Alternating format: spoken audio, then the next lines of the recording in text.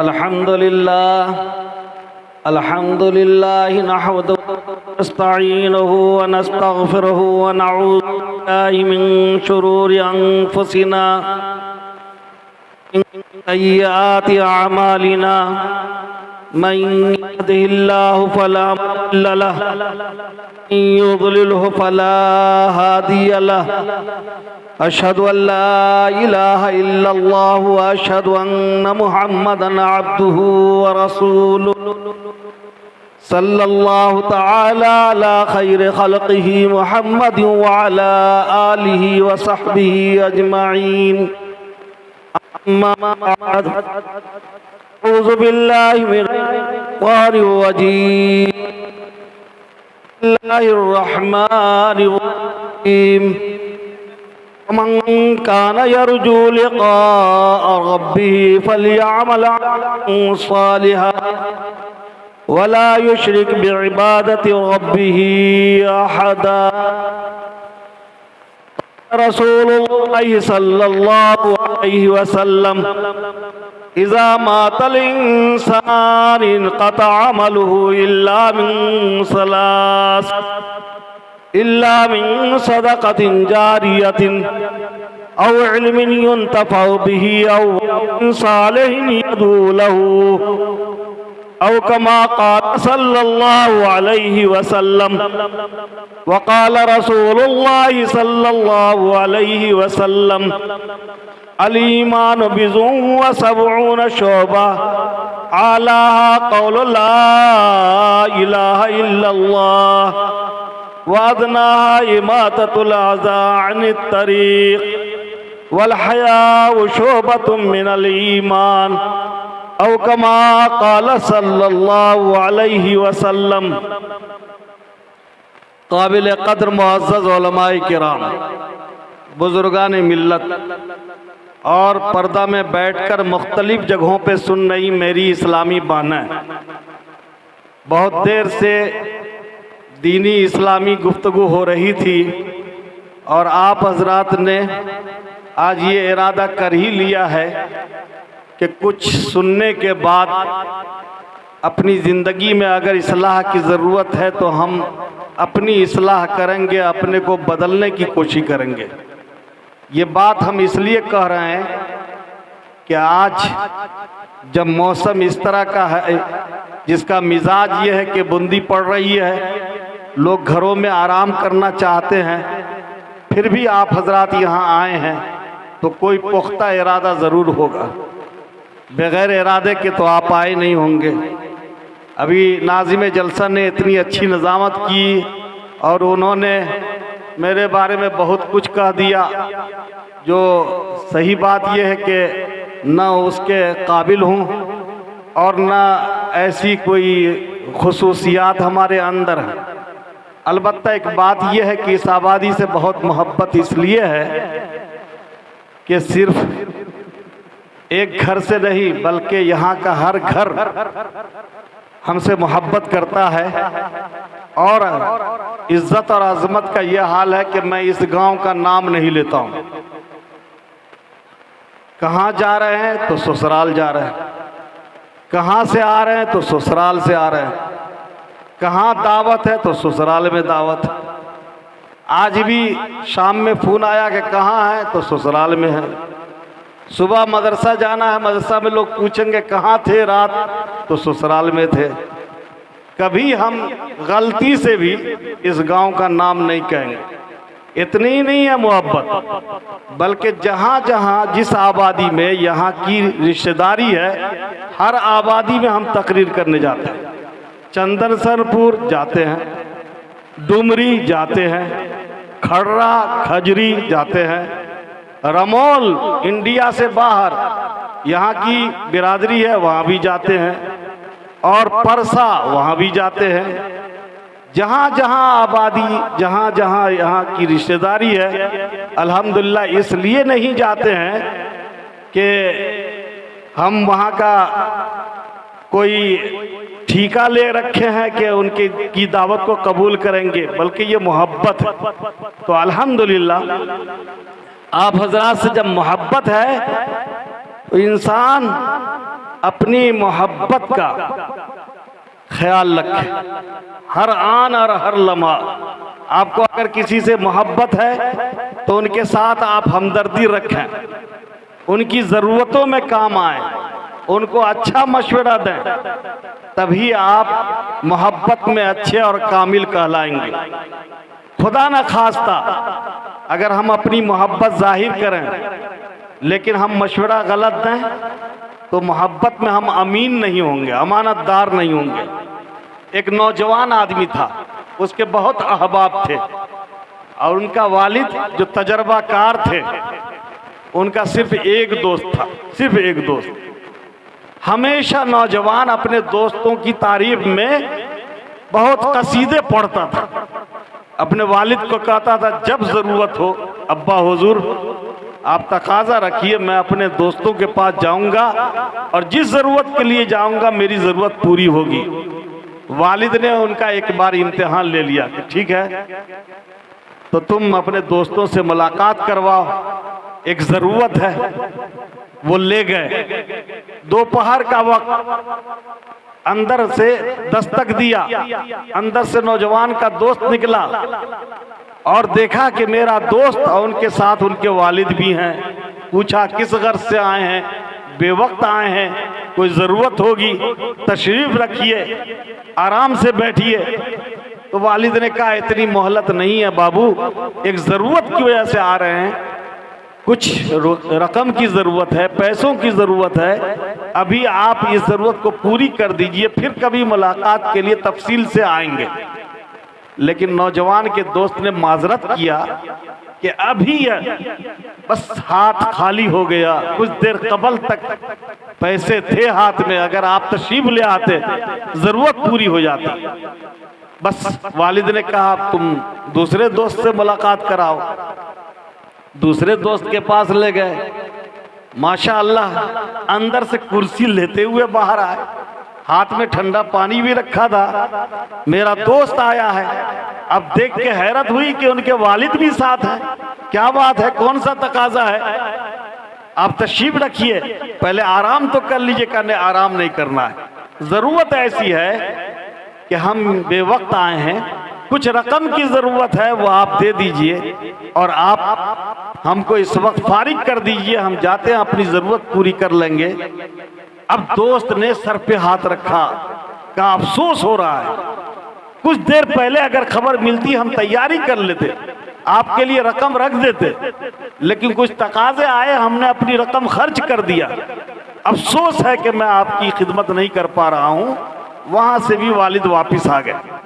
तीसरी जगह गए, वो नौजवान ले गया। आजकल नौजवानों को दोस्तों की कोई कमी नहीं रहती है और सबसे बड़ा दोस्त तो ये मोबाइल हो गया है। इसके बगैर तो नींद भी नहीं आती है। हर नौजवान को देखिएगा लेट कर वो दोस्ती निभाता है, और सही माने में दोस्ती निभानी भी चाहिए। जिससे आप दोस्ती करेंगे उसी के असरात पड़ेंगे।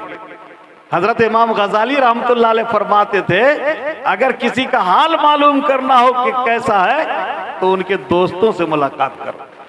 दोस्त अच्छे हैं तो वो आदमी अच्छा होगा, और दोस्त अगर बुरे हैं तो वो आदमी कभी अच्छा नहीं हो सकता है। ऐसी दोस्ती आपने कर ली है और हमने कर ली है मोबाइल से। ये मोबाइल का गवाही देता है कि हम दज्जाल का फितना है, ये भी दज्जाली बन रहा है, ये मोबाइल ही कह देता है। बहरहाल तीसरा दोस्त भी वो बेचारा परेशान हुआ, लेकिन थी बस ये बहलाने की बात थी कि आपका तकाजा मैं पूरा कर नहीं रहा और आप ऐसे वक्त में आए कि मेरा हाथ खाली है। वालिद वापस हो गए, तमाम दोस्तों को देख लिया। अब वालिद ने कहा मेरा तो एक ही दोस्त जो वाकई दोस्ती निभाता है, चलो मैं उनके दरवाजे पे चलता हूँ। वालिद लेकर के गए, दस्तक दिया, कोई आवाज नहीं आ रही है। इंतजार किया, घर से बाहर कोई नहीं आ रहे हैं।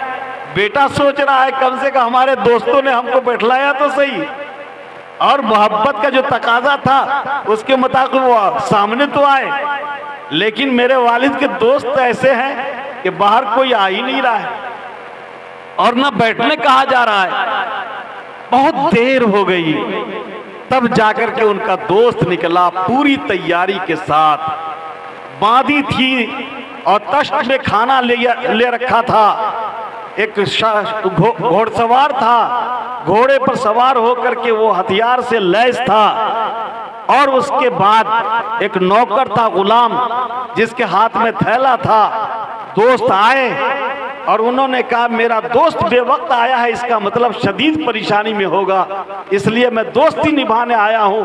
पहले तो ये खाना है, बैठ के आप खाना खाएं। कहीं अगर दुश्मनों ने आपको तंग कर रखा है तो हथियार के साथ, ये हथियार बंद मेरा गुलाम है, वो आपके साथ, मैं गुलाम के साथ चलने को तैयार हूँ। कोई ज़रूरत है तो ये पूरा थैला है, रकम इसके अंदर है, जहाँ ज़रूरत हो वहाँ आप इसको खर्च करें। दोस्त ने कहा मुझे कुछ नहीं चाहिए, बस एक गिलास पानी पिलाओ, मैं चलता हूँ। वहाँ से वापस आ गए। बेटा को बतलाना था कि दोस्ती ये है कि जिन्होंने सारे तकाज़ों के मुताबिक अपने को तैयार करके पेश किया। बहलाने की बात होती है आजकल, इखलास खत्म है। अमाल के अंदर वजन इखलास की बुनियाद पर, और अमल बेजान है अगर इखलास उसमें से खत्म हो जाए। हम सबको कहते हैं आप हमारे बहुत करीबी हैं, दिल से मानता हूं, और दिल में कभी नाम भी नहीं आता। ये हो गया मुसलमानों का हाल, ईमान वालों का हाल। मेरे बुजुर्गों, मैं दो बात हमेशा कहता हूं, कोई काम कीजिए तो इखलास के साथ कीजिए, और दुनिया में जिंदा रहिए तो जुल्म से बच के जिंदगी गुजारिए। अगर मौत है सामने, जैसी कि तकरीर हुई है कि मौत से तो मफर है नहीं, तो दो बात तो हमेशा जिंदगी में याद रखिए कि आपके जरिए किसी पर ज्यादती ना हो, जुल्म ना हो। खुदा न खास्ता किसी ने आप पर ज्यादती किया तो आप मजलूम हैं, और अल्लाह की मदद मजलूम के साथ होती है, और जालिम की तबाही तय है। इसलिए जुल्म किसी भी हाल में नहीं कीजिए। कुरान के अंदर सूरह मायदा में, सूरह बकरा में हजरत आदम अलैहिस्सलाम के दो लड़कों का वाकया जिक्र किया गया।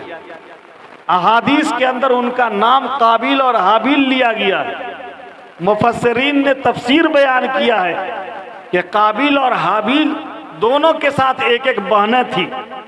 आदम अलैहिस्सलाम की शरीयत में भाई के साथ जो बहन पैदा होने वाली थी वो बहन कहलाती थी, लेकिन दूसरे रोज जो लड़की पैदा होती थी उनका रिश्ता भाई बहन का नहीं होता था।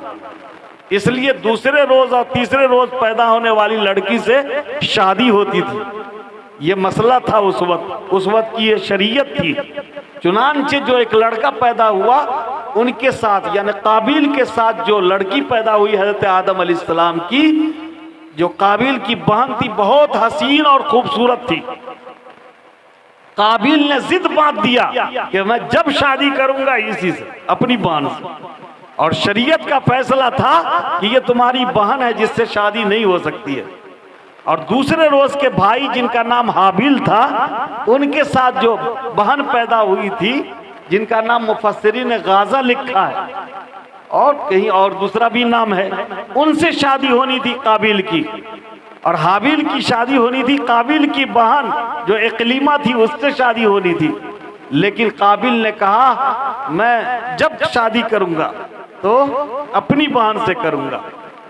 यहां तक कि ये झगड़ा आदम अलैहिस्सलाम तक चला गया। जब औलाद में झगड़ा होता है तो वालिदैन उसको हल करते हैं। हजरत आदम अलैहिस्सलाम के पास जब मसला गया तो आपने फैसला किया। फैसला ये किया कि दोनों अपनी कुर्बानी दो, और कुर्बानी को पहाड़ पे रख दो। कुदरत की तरफ से एक आग आएगी, जिसकी कुर्बानी को जला के जाएगी, वो हक पे होगा, और उसी की शादी होगी इकलीमा से। चूंकि अलग अलग शरीयतों को अल्लाह ताला ने अलग अलग तरीके से बनाया है। हजरत आदम अलैहिस्सलाम की शरीयत में ऐसा था कि अगर किसी की कुर्बानी को कबूल करना होता तो आग आती जला देती। अब तो हमारे लिए और आपके लिए बहुत सहूलत है, कुर्बानी करते हैं और उसका गोश्त हम ही को मिल जाता है। इंसानों को मिल जाता है, लेकिन आदम अलैहिस्सलाम के जमाने में ऐसा नहीं था। आपने गल्ला का सदका दिया तो गल्ला को पहाड़ पे रख दीजिए, आग आकर जला देगी। तो दोनों भाई में से एक काश्तकार थे और दूसरे बकरियों को और जानवरों को पालते थे। दोनों ने कुर्बानी दी। आदम अलैहिस्सलाम का हुक्म हुआ, दोनों ने कुर्बानी दी। एक ने अपने गल्ला की कुर्बानी पेश की और एक ने जानवर की कुर्बानी पेश की। काबिल ने जी गल्ला की कुर्बानी हाबिल ने पेश की और जानवर की कुर्बानी काबिल ने पेश की, और दोनों ने पहाड़ पे रख दिया। लेकिन अल्लाह की जो आग आई तो फैसला करने के लिए आई थी। हाबिल के कुर्बानी को आग ने जला दिया। अब मामला गया आदम अलैहिस्सलाम के पास, तो आदम अलैहिस्सलाम ने फरमाया फैसला हो गया। हाबिल ने कहा मेरा कोई कसूर नहीं है, मैंने कोई अल्लाह तबारक व तआला के हुजूर में कोई सिफारिश नहीं की है, कोई रिश्वत नहीं दिया है। अल्लाह तबारक व तआला ने फैसला किया है, लिहाजा इकलीमा से काबिल के बहन से शादी हाबिल की तय हो गई। लेकिन काबिल अड़ गया, जिद में आ गया, कहा लाक़तुलन्नका। कुरान ने कहा कि काबिल ने ताकीद के साथ कहा कि तुमको मैं जरूर मार डालूंगा और तुम्हारा ये ख्वाब पूरा नहीं होने दूंगा। मेरे बुजुर्गों, ये मैं इसलिए कह रहा हूं कि ये सबसे पहली बेइंसाफी थी, सबसे पहला जुल्म था जहां से दुनिया की शुरुआत हो रही है। चुनांचे ऐसे ही हुआ कि उन्होंने हाथ बढ़ाना चाहा, लेकिन हाबिल ने कहा मैं सब्र करूंगा, अगर मुझको मार भी डालोगे तो मैं तुम पर हाथ नहीं उठाऊंगा। ये हाबिल का फैसला था। और काबिल का फैसला यह था कि बखुदा मैं कि तुमको कत्ल कर डालूंगा। तो आप देखिए, इरादे को अल्लाह ताला देखते हैं, नियतों को अल्लाह तबारक व तआला पसंद करते हैं। अगर कोई जालिम जुल्म करता है तो मजलूम को उसकी मुसीबत आती है, ऐसा नहीं कि नहीं आई। किसी मजलूम के साथ अल्लाह की मदद का मतलब ये नहीं है कि जालिम की तकलीफ मजलूम तक नहीं पहुंचेगी, तकलीफ पहुंचेगी। कोई तलवार चलाएगा उसका जख्म आएगा, कोई हाथ चलाएगा उसकी तकलीफ आएगी, लेकिन मजलूम के साथ अल्लाह ताला होते हैं। जालिम का दौर खत्म होता है और जालिम को सजा आखिरत में जो मिलेगी मिलेगी, दुनिया में भी मिलकर आती है। तय है कि जालिम की सजा दुनिया में भी मिलती है। बहरहाल हुआ ये कि छोड़ा नहीं काबिल ने अपने भाई को कत्ल कर दिया हाबिल को, एक बात की बुनियाद पर जिसका फैसला खुद हजरत आदम ने किया था, जिसका फैसला अल्लाह तबारक व तआला ने किया था, लेकिन फैसला के खिलाफ उसने कत्ल कर डाला। हाबिल को कत्ल कर दिया। पहला ये कत्ल हुआ था, पहला वाकया हुआ था। मकतूल वापिस नहीं आता है, लेकिन कातिल जहन्नम को खरीद लेता है, और मकतूल जिसने कत्ल की कोशिश नहीं किया हो वो मजलूम है।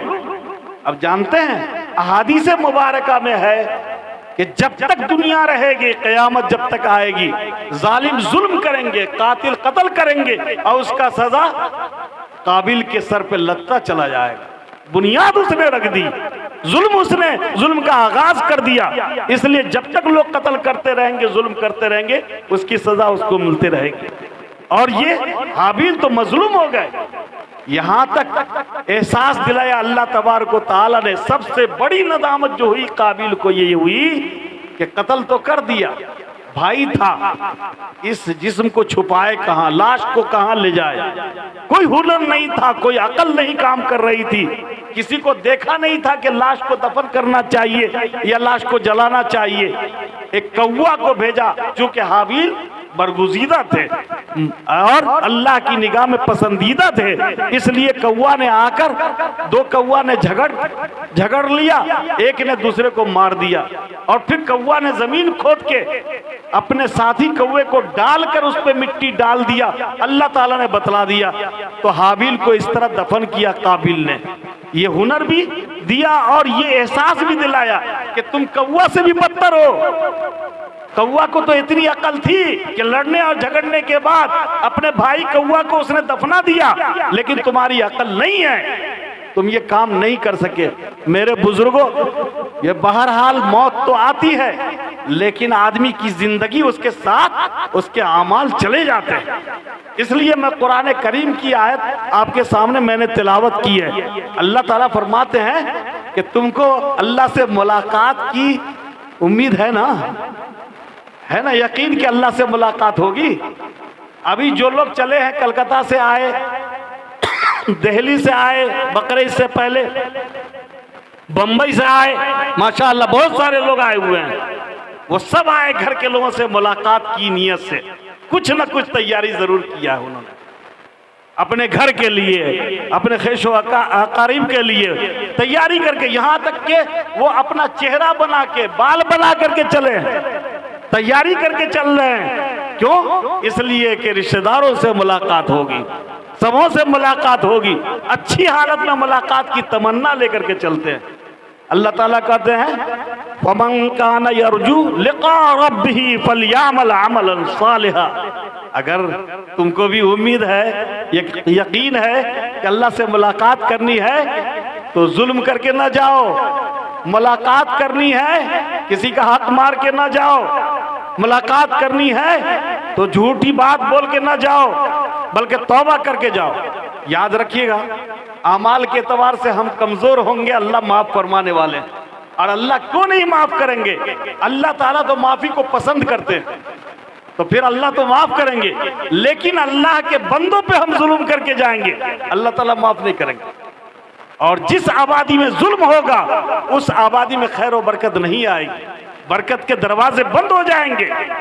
इसलिए मैं अर्ज कर रहा हूं कि तैयारी कीजिए, तो सबसे पहले ये अहद कीजिए कि हमारी ताकत से, हमारे ओहदे से, हमारी गुफ्तगू से, हमारी जुबान से किसी को तकलीफ न पहुंचे।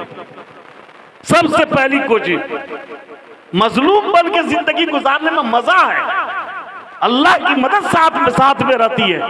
मजलूम की दुआ डायरेक्ट अर्श पे पहुंच जाती है। इसलिए मजलूम अल्लाह तबारक व तआला के करीब होता है। मेरे बुजुर्गों, अल्लाह तबारक व तआला ने जिंदगी में तो बहुत सारे दरवाजों को खोल दिया है, जिसके जरिए आप अमाल की तैयारी कर सकते हैं। नहीं, बहुत सारे दरवाजे, 70 से ज्यादा दरवाजे। अल ईमानो बिज़ु व सबून शोबा, क़ाल रसूलुल्लाह सल्लल्लाहु अलैहि वसल्लम, अल ईमानो बिज़ु व सबून शोबा, आलाहा क़ौलु ला इलाहा इल्लल्लाह व अदनाहा इमाततुल अज़ा अनित तरीक़ वल हयाउ शोबतुम मिनल ईमान। हुज़ूर ने फरमाया 70 से ज्यादा शोबे, रास्ते हैं सब, ये सब रास्ते हैं अमाल को ठीक करने के। उसमें से सबसे बड़ा रास्ता तो ये ला इलाहा इल्लल्लाह। जहां किसी की मौत वक्त करीब हो जाए, मौत करीब हो, तो वहां औरतों को भी कम से कम कहिए, बैठ के यहाँ पर एक दूसरे की गुफ्तगू में ना लगे, बल्कि कम से कम बैठ के ला इलाहा इल्लल्लाह, ला इलाहा इल्लल्लाह कलमा तय्यबा का विर्द करें। अब हमारे घरों में भी ये नहीं होगा तो कहाँ होगा? इतनी बड़ी आबादी, तालीम याफ्ता लोगों की आबादी, और यहाँ भी इतना शोर ना हो कि एक जाकनी में मुब्तला है और हम अपनी गुफ्तगू में मस्त हैं। ऐसे वक्त में कुरान की तिलावत और कलमा तय्यबा कहाँ आता? करीबुल मर्ग के पास जब मलकुल मौत आते हैं तो बहुत नाजुक हालत होती है। इसलिए हुजूर ने फरमाया लक़िनु मौताकुम बिला इलाहा इल्लल्लाह, मुर्दों के पास बैठकर, यानी जो करीबुल मर्ग हैं उनके पास बैठकर ला इलाहा इल्लल्लाह पढ़ते रहो। उससे उनको मदद मिलेगी, उनकी तौफीक होगी, उनकी जुबान भी चलती रहेगी, दिल से वो निकलता रहेगा। तो जब वो वहां बैठेंगे आप, तो कुछ न कुछ जिक्र और अज़कार होना चाहिए। तो जिंदगी में बहुत सारे रास्ते थे, बहुत सारे। हदीस पाक में है कि ये दिन में 24 घंटे जितने जोड़ हैं जिस्म के अंदर, हर एक का एक सदका दो रोजाना। तो सहाबा ने पूछा इतना माल कहां से आएगा? हर जोड़ का एक सदका कितना? 360 जोड़ है जिस्म के अंदर, 360 जोड़, इनके हर एक जोड़ का एक सदका दो। फरमाया कि हाँ, आसानी से दे सकते हो, इरादा तो कर लीजिए। क्या है? कोई राहगीर है, उसको रास्ता मालूम करना है, उसको रास्ता आगे बढ़ के बदला दीजिए। किसी का सामान नीचे छूट गया, उसका सामान बढ़ा दीजिए। हम लोग तो सोचते हैं जहां झुके कि हम छोटे हो जाएंगे, इसलिए झुकना ही नहीं चाहते। अल्लाह के रसूल ने कहा जो झुका वो बुलंद हो गया। आप देखते हैं छत पे आना हो तो झुक के आते हैं, कहां पहुंच जाते हैं? ऊंचाई पे। और नीचे जाना हो झुक के चलिएगा तो गिर जाइएगा, नीचे जाना हो तो अड़ के चलते हैं, जो अड़ के चलेगा वो नीचे जाएगा। ये मिसाल है, अल्लाह के रसूल ने इसी मिसाल से समझाया लोगों को कि जो आदमी झुक के चलता है वो बुलंदी पे जाता है, और जो आदमी अकड़ के चलता है वो नीचे जाता है। मेरे बुजुर्गों, 360 सदका पूरा करना है। बीवी से मुस्कुरा के गुफ्तगू कीजिएगा, ये भी सदका। जुबान से सुभान अल्लाह कहिएगा, ये भी सदका। मैं तो इतना ही नहीं, बूढ़े माँ बाप हैं, उनको अगर मोहब्बत के साथ उनका चेहरा जाके देख लीजिएगा, सदका। जी स्कूल से आ रहे हैं और ख्याल आया कि मेरे बगैर तो वालिदैन को चैन नहीं मिलता था। अगर तन्हा हम रह जाते थे तो वालिदैन हमारा चेहरा बार बार जाके देखा करते थे। जाकर के जब तक वालिदैन का चेहरा नहीं देखते अपने घर में वापस नहीं आते, ये सदका है। अल्लाह के रसूल ने फरमाया कि 4 ऐसी चीजें हैं कि जिसको देखो तो ये सवाब का काम, इबादत है। 4 चीजें सिर्फ देखने की वजह से इबादत। पहली चीज, अल्लाह के रसूल का चेहरा अनवर सामने हो। ये तमन्ना तो होनी चाहिए कि हुजूर का चेहरा अनवर सामने हो, हम देखते रहें। ये फरमाया इबादत। खाना काबा बैतुल्लाह सामने हो, उसको देखते रहें, कुछ भी नहीं करें, आंग रहे हैं, सो रहे हैं, आंख खुल रही है, बैतुल्लाह देख रहे हैं, न नमाज पढ़ रहे हैं, न तवाफ कर रहे हैं, सिर्फ बैतुल्लाह को देख रहे हैं, फरमाया इबादत। और इसी तरीका से कुरान करीम नहीं पढ़ रहे हैं, वड़क उलट रहे हैं, इज्जत के साथ कुरान को देख रहे हैं, अल्लाह की किताब को देख रहे हैं, ये इबादत है। माँ बाप, उनको जाकर के मोहब्बत के साथ उनका चेहरा देखते हैं, ये मेरे वालिदैन हैं, ये इबादत है। तो 4 ऐसी चीजें जिनके बारे में फरमाया इबादत। तो सदका पूरा करना है रोजाना। माँ बाप को मोहब्बत से, अजमत से देखा, ये सदका। फरमाया किसी को अच्छा मशवरा दे दीजिए, ये सदका। दिल से मोहब्बत कीजिए, ये सदका। मस्जिद को जाके साफ कर दीजिए, सदका। और पता नहीं कितनी चीजें हैं जिनके जरिए हमको 360 सदके रोजाना पूरा करना है, और वो आसान है। बहरहाल मैं ये अर्ज कर रहा हूं कि आमाल के बहुत सारे दरवाजे खुले हुए जिंदगी में, जिन दरवाजों को अपना के, जिन रास्तों को अपना के आप अपने नामे आमाल में आमाल को जोड़ सकते हैं। जी आमाल को जोड़ सकते हैं। बहुत सारे लोग हैं जिनको दूसरों के मदद की जरूरत होती है, आप किसी की मदद में खड़े हो गए, ये आपके अमल को मजबूत करेगा, आपके नामाए आमाल में अमल को जोड़ेगा। लेकिन जैसे ही आंख बंद हो जाती है, सारे दरवाजे बंद हो जाते हैं। अब आप किसी की मदद में खड़े नहीं हो सकते। आप 2 रुपया निकाल के किसी साहिल के हाथ पे नहीं रख सकते, जुबान खोल के ला इलाहा इल्लल्लाह नहीं पढ़ सकते, आंख खोल के माँ बाप के चेहरा को नहीं देख सकते। ऐसे वक्त में क्या करना है? हुजूर ने फरमाया लेकिन 3 दरवाजा अभी भी खुला हुआ रहो। आलम बरज़ख की बड़ी लंबी जिंदगी है, इंतजार करना है कयामत के दिन तक। कहां? आलम बरज़ख में। ये 5 दुनिया है। सबसे पहली दुनिया आलम रोज़ या अज़ल है, वो दुनिया जिसमें आदमी आलम अलस्तो, अल्लाह तबारक व तआला ने चूंटी से भी छोटी मिकदार में इंसानों की रूहों को जमा किया, पहली दुनिया। दूसरी दुनिया माँ का शिकम। माँ के शिकम में बच्चा या बच्ची आए तो उसकी मिकदार और बढ़ जाती है, 1 बालिश, ज्यादा से ज्यादा 1 बालिश। ये जब पहली दुनिया में इंसान था तो चूटियों से कम उसका वजन था, और जब माँ के शिकम में आया तो 1 किलो 1.5 किलो यहाँ तक के 1 बालिश का बच्चा हो जाता है। ये माँ के शिकम में आया, ये दूसरी दुनिया है, इसका नाम है शिकम मादर। तीसरी दुनिया जब माँ के शिकम से बाहर आता है तो तीसरी दुनिया ये दुनिया है जिसमें हमारा 60 साल 70 साल की जिंदगी गुजारे। जिंदगी बढ़ रही है। पहली दुनिया में जी आपका कद सबसे छोटा, उसके बाद वाली दुनिया में आपका कद बढ़ा दिया गया, इस दुनिया में आए और थोड़ा कद बढ़ा दिया गया। उसके बाद जो तीसरी दुनिया के बाद चौथी दुनिया शुरू होती है, आलम बरज़ख की है। यहाँ की दुनिया लंबी है, क़यामत तक इंतजार करना है। इंतजार या तो राहत में करना है या दुश्वारी और मुसीबत में करना है। इसका इंतजाम तो हमको और आपको करना है। अगर हमने दूसरों के हुकूक को पामाल नहीं किए होंगे तो मैंने पहले ही कहा कि अल्लाह ताला माफ करने को पसंद करते हैं। कलमा हाथ लग गया, कलमा के साथ अल्लाह के पास चले गए तो अल्लाह ताला जरूर वहां राहत अता फरमाएंगे, लेकिन जुल्म करके जाएंगे। मजबूरों को और मजलूमों को आप परेशान करके जाएंगे तो वहां आपके लिए कोई दरवाजा नहीं, राहत का कोई दरवाजा नहीं। आलम बरज़ख में सजाएं भुगतनी पड़ेगी। इसलिए मेरे बुजुर्गों, वहां की तैयारी सोचें हम। और उसके बाद जो आखिरी दुनिया है वो आलम आखरत है। आलम बरज़ख के बाद, आलम बरज़ख के बाद ये आलम आखरत है। फैसला के बाद या तो जन्नत में चले जाएंगे आप, या फिर अल्लाह तबारक व तआला का जो सजा खाना है जिसे हम जहन्नम कहते हैं, उसके बहुत तबकात हैं।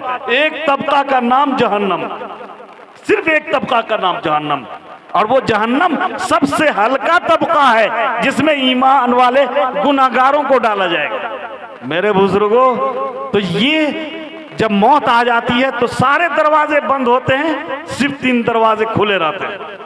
माशाअल्लाह हमारे बाबू, हमारे जनाब शौकत साहब ने अपने वालिद के लिए जो काम किया है और आगे जो इरादा है करने का, उन्हीं 3 दरवाजों में से एक दरवाजा को अपनाया इन्होंने।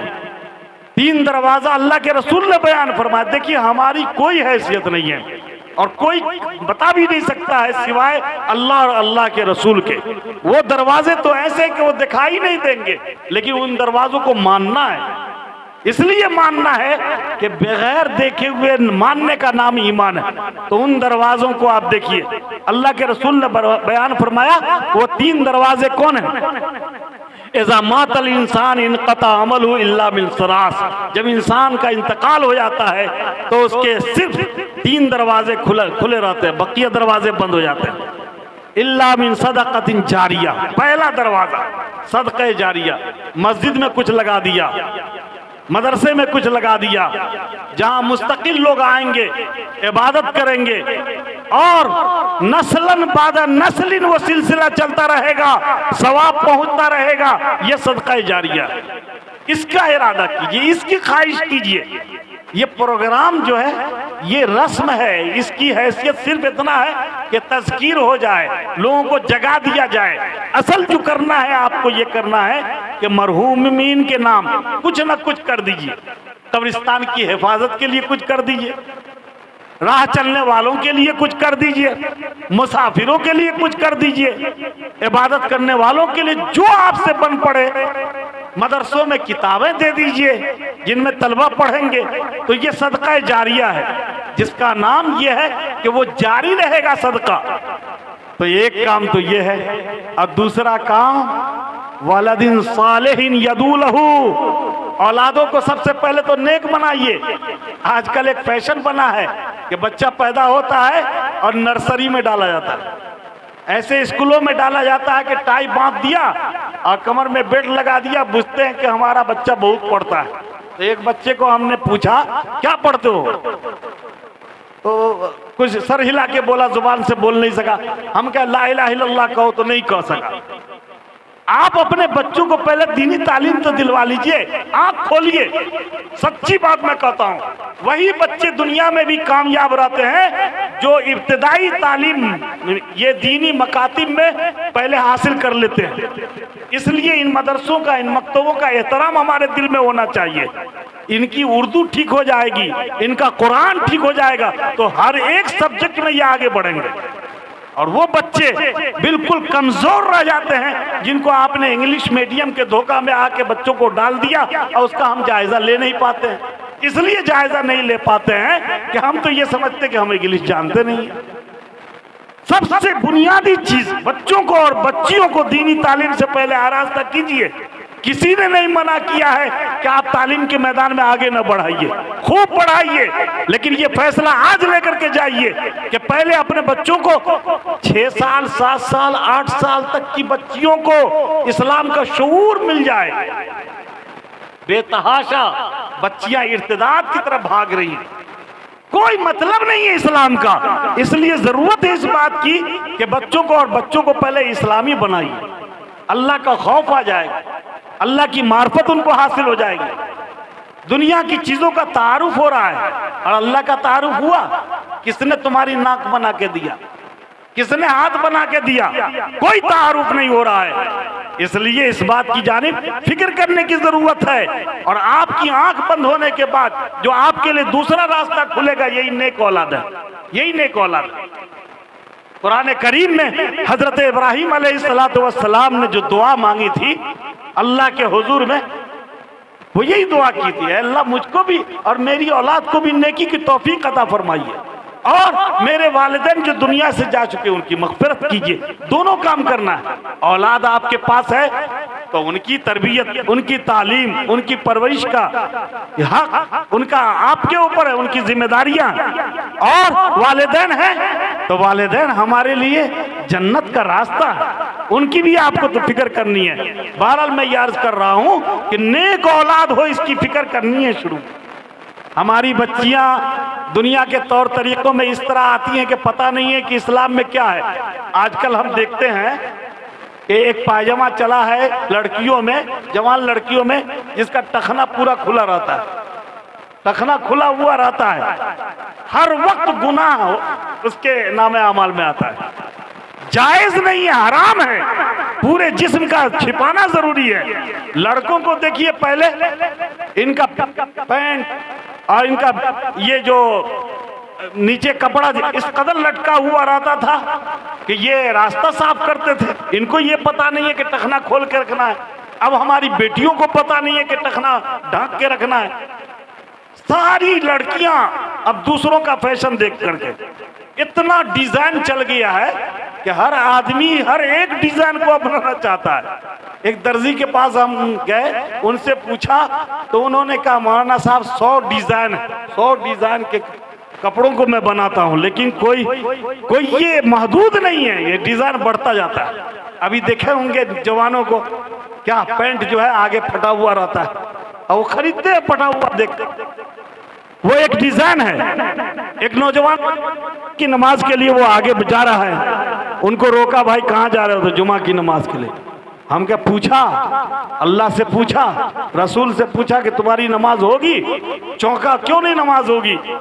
कहा इसलिए कि देखो घुटना से ऊपर तुम्हारा पैंट फटा हुआ है। तो हंस के कहता है तो डिजाइन है मौलाना साहब। हम क्या डिजाइन है, लेकिन यही यहूद और नसारा ने मुसलमानों की नमाज को तबाह करने के लिए रास्ता खोल दिया। आप ये डिजाइन को कबूल कर रहे हैं, अक्ल हो के पीछे फटा हुआ रहेगा डिजाइन तो उसको भी कबूल कर लीजिएगा। क्या है परेशानी? जब दूसरों का देखा देखी करना है तो ये थोड़े देखना है कि कौन सही है कौन गलत है, एकदम नहीं देख पाएंगे। लड़कियों में भी ऐसा चुस्त जो है कपड़ा लिबास पहना दिया गया कि उनके आज़ा नजर आते हैं। और हदीस पाक है कि ऐसी औरतें जो कपड़ा पहनने के बावजूद नंगी होंगी, वो जन्नत में जाना तो दूर की बात, जहन्नम की खुशबू भी नहीं मिलेगी। रुब्बा कासियातिन आरियातिन माइलातिन मुमिलात लम यदखुलनल जन्नह।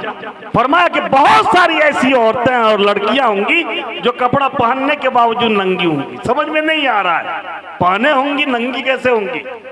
जिस्म के हिस्से नजर आएंगे और नाकिस कपड़ा होगा, बहुत सारे आज़ा नजर आएंगे। जी तो ऐसी सूरत में आप कहिएगा कि इस पर देख लीजिए जरा, जिन पकड़ता है, भूत पकड़ता है। हालात तो हमने खराब कर लिए। हम इस्लामी तौर तरीकों को फरसूदा तौर तरीका कहते हैं, घिसा पीटा तौर तरीका। किसी भी हाल में इस्लाम का कोई तरीका फरसूदा नहीं हो सकता है। इस्लाम का तरीका पसंदीदा है, इस्लाम के तरीके में नजात है, इस्लाम के तरीके में कामयाबी है। हमारी माएँ और बहनें जो पर्दे के साथ रहती है, लोग देखने की कोशिश करता है कि कैसी है, लेकिन जो खुद जो है अपने को नंगा कर रखी है, कोई नहीं देखता है। कुत्ता तो उसको झांकता है, इंसान नहीं झांकता है। देखने की जरूरत नहीं है, वो खुद दिखाती फिरती है। समझने की जरूरत है। ये 3 दरवाजे जो मैं कह रहा हूं कि कि खुले रहेंगे। नेक औलाद के जरिए उनको सवाब मिलता रहेगा। बच्चा कुरान की तिलावत करेगा तो माँ बाप के लिए दुआए मग़फ़िरत करेगा। इसलिए कि सिखाया कुरान ने, रब्बी जल्नी मुक़ीमस सलात व मिन ज़ुर्रियती रब्बना व तक़ब्बल दुआ रब्बना इग़फ़िर ली व लिवालिदैया व लिल मोमिनीन। ये कुरान ने सिखलाया। दुआ कर रहे हैं तो दुआ में अपने बच्चों को भी शामिल कर रहे हैं, और दुआ कर रहे हैं तो अपने जो मरहूमीन रिश्तेदार हैं, माँ बाप हैं, उनको भी शामिल कर रहे हैं। ये दूसरा रास्ता हुआ, ये सिर्फ दूसरा रास्ता। और तीसरा रास्ता फरमाया हुआ इल्मिन युन्तफ़अ बिही। ये तीसरा रास्ता है।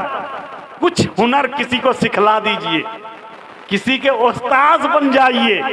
उलमा है तो चाहत पैदा कीजिए कि बच्चों को लाके पढ़ा दीजिए। हर आबादी में ये फिक्र होनी चाहिए कि हर घर में जाके सर्वे करें कि कौन सी बच्ची पढ़ रही है, कौन नहीं पढ़ रही है, कौन बच्चा पढ़ रहा है, नहीं पढ़ रहा है। कुछ जगह के लोगों ने हमसे शिकायत किया कि सब स्कूल भेज देते हैं, मकतब में बच्चे नहीं आते। कहा मौलाना इसके इंतजार में नहीं है रहिए कि पूरे बच्चे आपको पूरा टाइम देंगे। जो वक्त मिले आप जाकर के उनका नाम लीजिए कि 1 घंटा तुम दे दो मकतब में। 9 बजे बच्चे जाते हैं स्कूल में, तुम 1 घंटा दे दो, शाम में वक्त दे दो। ये दीन से दूरी का जमाना है, बेजारी का जमाना है। ला करके कुछ तरीका सिखला दीजिए इस्लाम का। कुछ नहीं मालूम है हमारे इस्लामी जवानों को और बहनों को। बहुत सारी ऐसी जरूरी चीजें जिसके जरिए इस्लाम दिखाई देगा, नहीं मालूम। बहरहाल मेरे बुजुर्गों, अल्लाह का हुक्म है, फमन काना यरजू लिक़ा रब्बिही फलयअमल अमलन सालिहा। जिसको ये उम्मीद है और यकीन है कि अल्लाह से मुलाकात करनी, तो मुलाकात की तैयारी कर ले। तैयारी कर लीजिए अपनी जिंदगी में जी, आमाल के जरिया। और कुछ ऐसा नक्श दे दीजिए घर में लोग क्या कहेंगे, हमारे आबा व अजदाद के जमाने से ये तरीका राइज है, आपका भी नाम आएगा। अच्छे तरीकों को आप मुस्तहकम करके जाएंगे, मजबूत करके जाएंगे जी। मेहमान का इकराम हो घर में, आने वाले का एहतराम हो घर में जी। घर के लोगों के हुकूक अदा किए जाएं, घर के लोगों का ख्याल हो, पड़ोसियों का ख्याल हो। ये आप अपना नक्श छोड़ के जाएंगे, आपको याद किया जाएगा। इसी से ना खानदान बनता है। ये जो कहते हैं खानदानी लोग हैं, रिश्ता में भी तलाशते हैं कि खानदानी लोगों से रिश्ता करेंगे, इसी से खानदान बनता है। आप जो तरीका मजबूत करके जाएंगे, उन्हीं तरीकों पे आपकी औलादें रहेंगी और वही खानदान कहलाएगा जी। गुर्बत और दौलत कोई चीज नहीं है। मैंने बहुत सारे गरीबों को देखा, बहुत साफ सुथरा रहते हैं, अपनी जुबान को साफ रखते हैं, जुबान में गिलाजत कभी नहीं लाते। इंसान के बस का है ना। हुजूर ने तो फरमाया कि 2 बात की जमानत और गारंटी दो, मैं यज़मली माँ बैना लहयई व माँ बैना फखज़ई अज़मिल लहू जन्ना। हुजूर ने फरमाया कि 2 बात की गारंटी दो, मैं जन्नत की गारंटी देता हूँ। ये अल्लाह के रसूल कौन है? ये बुलवा रहा है कौन? अल्लाह ताला। बात किसकी है? अल्लाह की। अल्लाह का फरमान सुना रहे हैं अल्लाह के नबी। 2 बात की गारंटी दो। ये जो दोनों जबड़ा के बीच जुबान है, इसको सही इस्तेमाल करो, गलत इस्तेमाल नहीं करो। और जो दोनों रान के बीच में ये शर्मगाह है, इसकी सही इस्तेमाल करो। आपको इस्तेमाल करना है, लेकिन रास्ता पूछ करके इस्तेमाल करना है। तो अल्लाह के रसूल ने फरमाया मैं जन्नत की गारंटी देता हूँ। बहरहाल बुजुर्गों, ज्यादा बात कर लेना ये कमाल नहीं है। मैंने शुरू ही में आपसे एक वादा लिया, आपको सुनाया कि जरूर आप इस बूंदी में भी, बारिश में भी इसलिए आए होंगे कि इस्लाह की जरूरत होगी, तो हम अपनी जिंदगी में तब्दीली लाएंगे। तो मैं आपसे दरखास्त करता हूँ, पूरी जिंदगी में अल्लाह की बंदगी में कमजोरी आती है, माफी मांगते रहे, तौबा करते हैं, लेकिन बंदों के हुकूक को पामाल ना करें, किसी के पर जुल्म नहीं करें, झूठ बोल के किसी को मुत्तहम ना करें, किसी पर तोहमत ना लगावे। तोहमत ऐसी गलती है कि अल्लाह ताला माफ नहीं करते। पूरी जिंदगी ऐसे इंसान की गवाही मोतबर नहीं होती है जिसने किसी पाकदामन पे तोहमत लगा दिया और उसको साबित नहीं कर सका। पूरी जिंदगी उसकी गवाही मोतबर नहीं। इसलिए इन बातों से गुरेज करें और अपने मोहसिनों को पहचानें। हाँ, एक बात मेरी रह गई थी बाकी। मैं देखता हूँ औलाद भी माँ बाप की शिकायत, अहबाब भी वक्त निकल गया तो उन्हीं की शिकायत। ऐसे बुजुर्गों की भी जिन्होंने आपकी रहनुमाई की, आपकी मौके पर मदद की।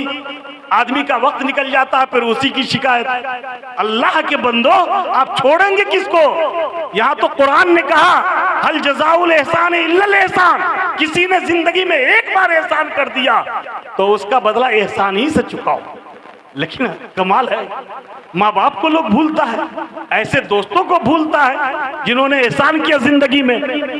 भाई मेरे, आप किसी भी इंसान को तकलीफ इस तरह पहुंचा रहे हैं। मुझे सुनने में आया बहुत सारे ऐसे नौजवान उलमा हैं जिन्होंने पढ़ा है अपने बुजुर्गों से और उनकी भी शिकायत करते हैं, अपने असातिज़ा की शिकायत करते हैं, जबकि सैयदना हज़रत अली फरमाते हैं कि जिसने एक जुमला पढ़ लिया वो जिंदगी भर के लिए गुलाम हो गया, उनको नहीं बख्शते। आप अगर मुखलिस हैं, हमदर्द हैं, तो आप उनके कान में जाके कहिए ना कि हजरत ये आप में गलती हो रही है। आप क्यों नहीं कहते हैं? लेकिन आप गायबाना में शिकायत करते हैं, अपने मोहसिनों को उछालते हैं। मैं तो बैठ करके बेचैन होता हूँ जब सुनता हूँ लोगों से कि किसी को नहीं बख्शते हैं। ये मुसलमानों की आदत हो गई है, गीबत करना, चुगली करना, झूठ बोलना, तोहमत लगाना, ये गीबत। और वही सीख लिया हमारी औरतों ने। कुरान की तिलावत 15 मिनट नहीं कर पाएगी। हर घर में कम से कम कुछ ना कुछ तो कुरान की तिलावत होनी चाहिए, कुछ ना कुछ तो अल्लाह की रसूल की बात होनी चाहिए, जिक्र और अज़कार की मजलिस होनी चाहिए। लेकिन जब देखिए तो कोई ना कोई शिकायत, किसी ना किसी की गीबत। मेरे बुजुर्गों, किसको छोड़ेंगे आप? ना अल्लाह को भी नहीं छोड़ते, रसूल को भी नहीं छोड़ते। यहाँ तक मैंने देखा है आपका कोई काम रुक रहा है, बारिश हो गई तो अल्लाह ताला को बुरा भला कहते हैं, बख्शते नहीं है। मेरे बुजुर्गों, मुलाकात तो करनी है अल्लाह से, आपको मुलाकात करनी है अल्लाह से। आप सोच लीजिए कि किस हाल में मुलाकात करना चाहते हैं।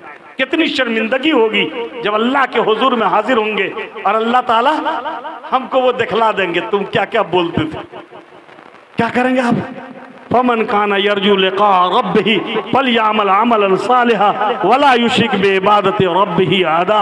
बंदगी अल्लाह की कीजिए और अपने अमाल को, अपनी जिंदगी को अमाल से मुज़य्यन कीजिए। अल्लाह को यही मतलूब है। 70 से ज़्यादा शोबे हैं जिंदगी में, काम करने के दरवाजे हैं, उन दरवाज़ों पे जाइए, दस्तक कीजिए, मुश्किल बर्दाश्त कीजिए, तकलीफ सहिए, लेकिन उन रास्तों को अपना कर अल्लाह को राज़ी कीजिए। और मौत जब करीब आए तो फिर अल्लाह से मुलाकात की बेहतरीन ख्वाहिश उभरेगी।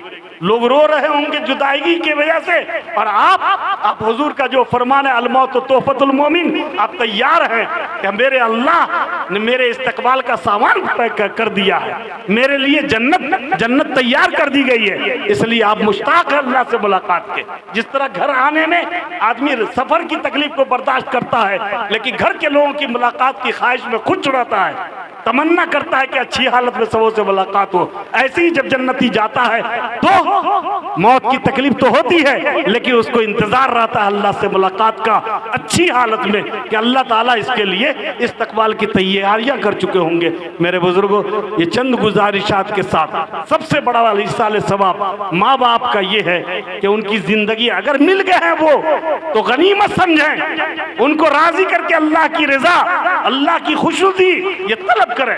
रिज़ा रब फी रिज़ल वालिद व सख्तुर रब फी सख्तिल वालिद। माँ बाप की खुशनुदी में अल्लाह की खुशनुदी, माँ बाप की नाराजगी में अल्लाह की नाराजगी।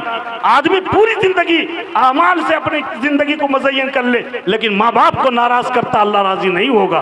तो पूरी जिंदगी उनकी खिदमत कीजिए, और जब मौत आ जाए तो उनके लिए कोई सदका जारिया कीजिए, और फिर उनके लिए हमेशा नेक औलाद बन के दुआएं करते रहिए। इस सिलसिला को बाकी रखिए। अल्लाह ताला जुबान को नहीं देखते, अरबी में दुआ करने की जरूरत नहीं है, उर्दू में भी जरूरत नहीं है। आपको जो जुबान आती है, अल्लाह माफ कर दो तब भी माफ करेगा, अल्लाह माफ कर दीजिए तब भी माफ करेगा। अल्लाहुम्मा ग़फ़िरली, अल्लाहुम्मा ग़फ़िर लिल मोमिनीन, अल्लाहुम्मा ग़फ़िर लिवालिदैया, माफ कर देगा अल्लाह। कौन सी जुबान है जो अल्लाह नहीं जानता है? वो तो जुबानों को पैदा करता है। इसलिए आप बहुत खुशकिस्मत हैं हम सब कि अल्लाह ने ऐसा ईमान और ऐसा तरीका दिया कि किसी भी जुबान में अगर अल्लाह को करीब करते हैं हम अल्लाह से करीब हो जाएंगे। और मुलाकात तो सबकी होनी है, हम तैयार होकर के अल्लाह से मुलाकात हो करेंगे। और जो गैर ईमान वाले हैं उनकी तैयारी नहीं होगी तो वो घाटे घाटे में होंगे, वो खसारे में होंगे, वो अल्लाह की नाराजगी के साथ अल्लाह के हुजूर जा नहीं सकेंगे। इसलिए मेरे बुजुर्गों, आज से ये आंख बंद होने से पहले, सोने से पहले ये याद कर लीजिए कि जो मौका मिला है जिंदगी में, वो तैयारी का मौका मिला है। हम जिंदगी में तैयार रहे ताकि ये मौत हमारे लिए तोहफा बन सके। अल्लाह रब्बुल इज्जत से दुआ फरमाए कि अल्लाह ताला हम सबको कहने से ज्यादा, सुनने से ज्यादा, माशाअल्लाह आप हजरात ने बहुत तवज्जो से सुना, सबों की बात को सुना, जिसमें थोड़ी बात हमारी भी शामिल हो गई। हम सब के सुनने और सुनाने को कबूल फरमाए और अमल की तौफीक अता फरमाए। व आखिर दावाना अल्हम्दुलिल्लाहि रब्बिल आलमीन। सभी हजरात 3-3 बार कुल हु अल्लाह पढ़ दें ताकि दुआ हो जाए मरहूम के लिए। हमारे अमीरुल हक साहब जो अल्लाह ताला के करीब पहुंच गए, और उनसे पहले उनके भाई शमसुल हक साहब भी, और भी जितने मोमिनीन मोमिनात दुनिया से गए, सबके लिए दुआ करनी है। 3 बार सूरह इखलास कुल हु अल्लाह पढ़ लीजिए।